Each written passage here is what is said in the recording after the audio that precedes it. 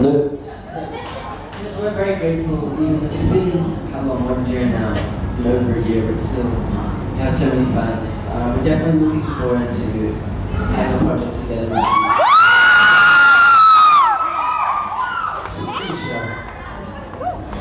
First of all, so thankful po. Kasi parang sa fans, parang we're so lucky to have you guys as fans. I can't see anybody else like better than you guys. Thank you. James, after Talk with Beth, ano next project mo sa ABS? At the moment, I'm promoting my album with the Red Bull. Album. Under Shaw Records? Shaw Records.